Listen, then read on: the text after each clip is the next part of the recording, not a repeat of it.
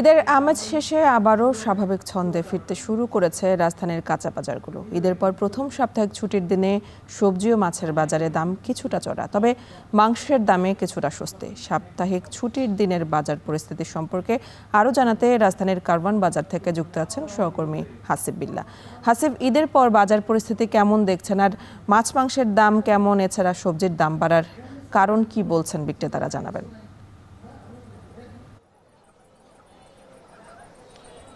মূলত ঈদের পর মানুষ আবার ঢাকা ফিরতে শুরু করেছেন, তবে এখন পর্যন্ত পুরোপুরি আগের মতো স্বাভাবিকভাবে স্বাভাবিক যে বাজারের চিত্র সেরকম কিন্তু দেখা যাচ্ছে না। অর্থাৎ এখনও ক্রেতা সমাগম কিছুটা কম। এখানে দেখা যাচ্ছে যে পণ্যের সরবরাহ যথেষ্ট পরিমাণ রয়েছে এবং যারা এখন এই পসরা সাজিয়ে বসে আছেন তারা মূলত রাত 12টা থেকে এখানে পসরা সাজিয়ে বসেছিলেন এবং তাদের বেচা বিক্রি প্রায় শেষ। অর্থাৎ পাইকারি রেটের যে পণ্যগুলো সেই বেচা বিক্রিগুলো প্রায় শেষ। এখন কিছুক্ষণ পরেই খুচরা পর্যায়ের যারা বিক্রেতা তারা বসবেন।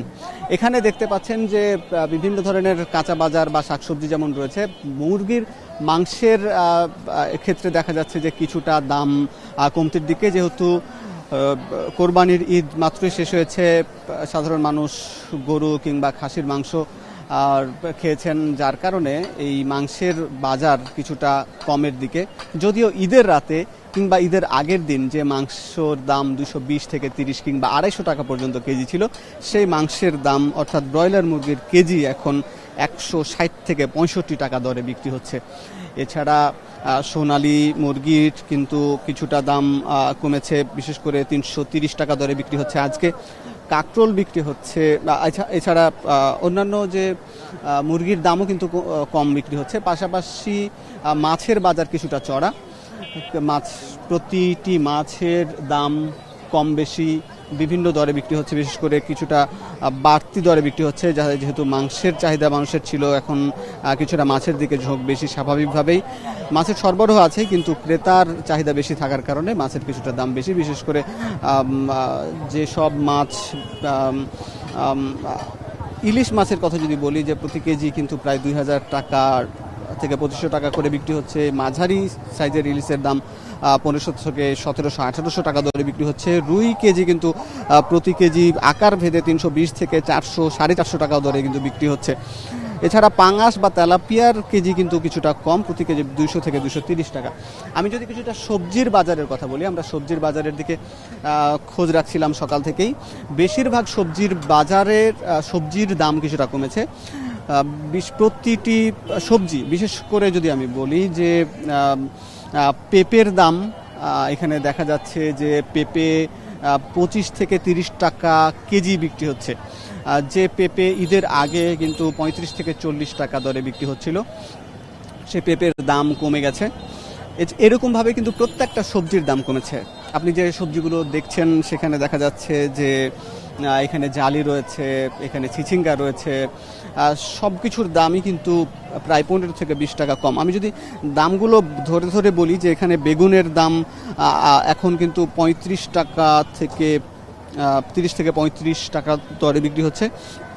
ঈদের আগে অর্থাৎ আরও 15 দিন আগে 40 থেকে 50 টাকা দরে এখানে পাইকারি রেটে বিক্রি হতো। আসলে আমি যে সবজিগুলোর কথা বলছি এগুলো মূলত পাইকারি দর, অর্থাৎ 5 কেজি যদি কোনো ক্রেতা কেনেন তাহলেই তিনি কিনতে পারবেন এই দরে। যদি কেউ 2-1 কেজি কেনেন তবুও কিন্তু বিক্রেতারা কিছুটা কম রেখে কিন্তু ছেড়ে দিচ্ছেন। অর্থাৎ কেজি প্রতি বলা যাচ্ছে যে এখানে বেগুন 30 থেকে 35 টাকা, পেঁপে 25 থেকে 30 টাকা, কিংবা এছাড়া চিচিঙ্গা 30 টাকা দরে বিক্রি হচ্ছে। এখানে যে চিচিঙ্গা দেখা যাচ্ছে অনেক সবুজ সুন্দর, এবং এই চিচিঙ্গাগুলোর প্রতি মানুষের ক্রেতাদের বেশ আগ্রহ থাকে। কিন্তু এই চিচিঙ্গার দাম বেশ কম, যদিও বলা হচ্ছে যে এইগুলো যেহেতু গ্রীষ্মকালীন সবজি, এগুলো সরবরাহ আছে। কিন্তু প্রথম যখন এই চিচিঙ্গাগুলো বাজারে নামে তখন কিন্তু 50 থেকে 60 টাকা দরে কিন্তু এখানে পাইকারি রেটে বিক্রি হয়েছে।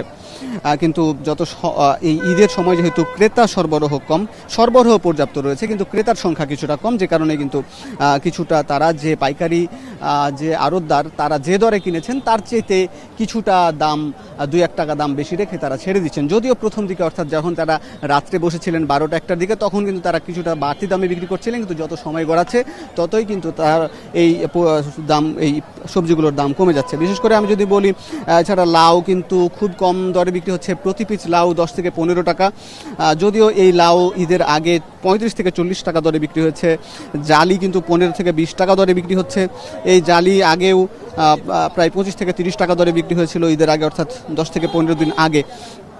এছাড়া পটল 20 থেকে 25 টাকা দরে বিক্রি হচ্ছে, যে পটল আগে 40 টাকা দরে বিক্রি হয়েছে। এছাড়া ধুন্দল 15 থেকে 20 টাকা দরে বিক্রি হচ্ছে ধুন্দল। এছাড়া ঝিঙ্গাও 20 থেকে 25 টাকা দরে বিক্রি হচ্ছে।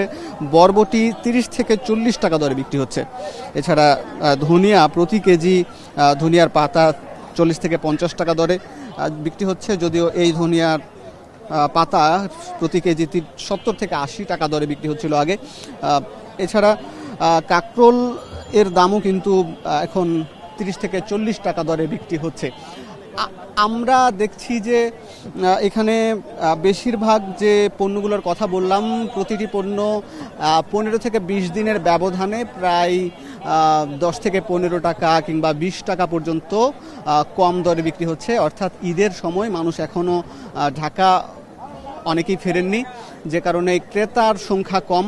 ঢাকা শহরে দেখা যাচ্ছে ক্রেতার সংখ্যা কম, এ কারণেই এখানে যারা কিনতে আসেন তারা মূলত পাইকারি ভাবেই কিনতে আসেন, যারা মূলত বিভিন্ন স্থানীয় কাঁচা বাজারে কিংবা ফুটপাতে যারা বিক্রি করেন, ভ্যান গাড়িতে যারা সাধারণত বিক্রি করেন, তারাই মূলত আজকে বা এই কারণ বাজারে পাইকারি দরে বিভিন্ন ধরনের সবজি, শাক, মাছ, মাংস কিনতে আসেন এই বাজার থেকে বা কারণ বাজার থেকে কিনে নিয়ে যান। রাজধানীর অন্যতম বড় এই পাইকারি আড়ত। কিন্তু ক্রেতারা বলছিলেন যে এখানে যে পণ্যের দাম 30 থেকে 40 টাকা, কিন্তু স্থানীয় বাজারে ভ্যান গাড়িতে যে পণ্যটি বিক্রি হয় সেটি কিন্তু 100 টাকা পর্যন্ত হয়ে যায়, অর্থাৎ 2 থেকে 3 গুণ দাম বেড়ে যায়। এটি নিয়ে কিন্তু মিশ্র প্রতিক্রিয়া ব্যক্ত করছিলেন অনেকেই।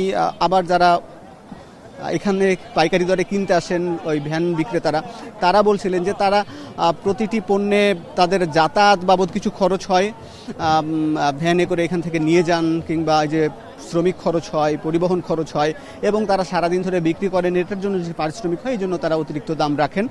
তবে ক্রেতা সাধারণ বলছেন যে এই পরিমাণটা খুবই কম, অর্থাৎ যে লাউটি আপনি দেখছেন যে এই লাউয়ের দাম মাত্র 10 থেকে 15 টাকা।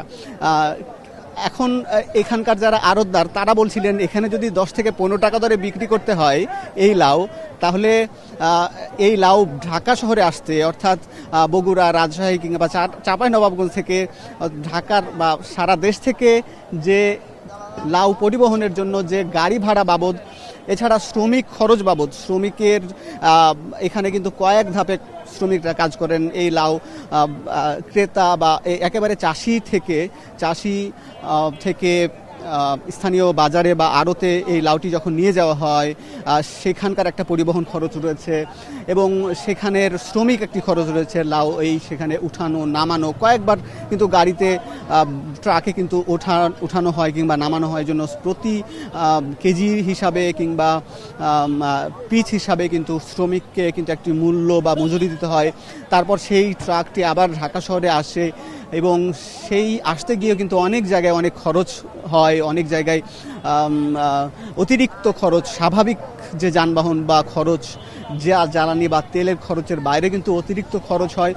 সেই খরচ মিটিয়ে তারপর যখন কারণ বাজারে আসে, এখান থেকে আবার আড়তে নামানোর ক্ষেত্রে শ্রমিকদের খরচ দিতে হয়। অর্থাৎ একটি এই 10 থেকে 15 টাকা দরে যে লাউটি বিক্রি হচ্ছে এটির পিছনে কিন্তু অনেক টাকা ইতিমধ্যে ব্যয় হয়ে যায়। তাহলে আসলে যিনি আসলে মূলত এই চাষি, যিনি চাষাবাদ করেন, অনেক কষ্ট করে এই শাকসবজি ফলান, তিনি আসলে কয় টাকা পান এটি কিন্তু প্রশ্ন রয়ে গেছে। এখানে আরও যে সব অন্যান্য খরচ এখানে যুক্ত হয়, কারণ বাজার আড়তে সেই যে প্রতিটি জায়গার এখানে আলাদাভাবে এই যে রাস্তায় যারা বিক্রি করেন তারা অনেককেই অতিরিক্ত টাকা দিয়ে এখানে বসতে হয়, সেই টাকা যদি খরচ কম হয় কিংবা পরিবহনের ক্ষেত্রে যদি খরচটা কিছুটা কমে যায় তাহলে কিন্তু ক্রেতা বা যিনি চাষি মূলত তিনি এই টাকাটা মূলত প্রকৃত মূল্যটা পাবেন বলে তারা বলছিলেন। এছাড়াও এখানে যে সব সবজি দাম আমরা দেখতে পাচ্ছি এটি হয়তো আর কিছুটা স্বাভাবিক হতে শুরু করেছে, যদিও ঈদের এই 10 থেকে 12 দিন কিছুটা আরও কম ছিল এই বলছিলেন বিক্রেতারা যে এই লাউগুলো কিন্তু তাদেরকে ফেলে দিতে হচ্ছিল ক্রেতা না থাকার কারণে। তবে আজকে সেই পরিস্থিতি নেই, আজকে কিছুটা পরিস্থিতি স্বাভাবিক হয়েছে, ক্রেতা ফিরতে শুরু করেছে, বাজার আবার স্বাভাবিক হওয়া শুরু হয়েছে এবং তারা কিছুটা কম মূল্যেও বা মোটামুটি যে দরে কিনেছেন সেই দরেই তারা এই পণ্যগুলো বিক্রি করে দিতে পারছেন। তবে আশা করা যায় যত সময় গড়াবে, যত দিন গড়াবে ততই কিন্তু আবার স্বাভাবিক হতে শুরু করবে এবং এই পণ্যগুলোর আবার দাম পাবেন এই বিক্রেতারা কিংবা চাষি যারা চাষাবাদ করেন। সব কিছু মিলিয়ে আবার হয়তো লোকজন বা স্বাভাবিক মানুষ যখন ঢাকা শহরে ফিরবেন এবং স্বাভাবিক ছন্দে ফিরবে তখনই কিন্তু এই দাম দর বা এই সব কিছু পণ্য আবার স্বাভাবিক হওয়া শুরু হবে। এই ছিল এই কারণ বাজারের খবর। ছুটির দিনে সাপ্তাহিক ছুটির বাজার নিয়ে জানাচ্ছিলেন সহকর্মী হাসিবুল্লাহ।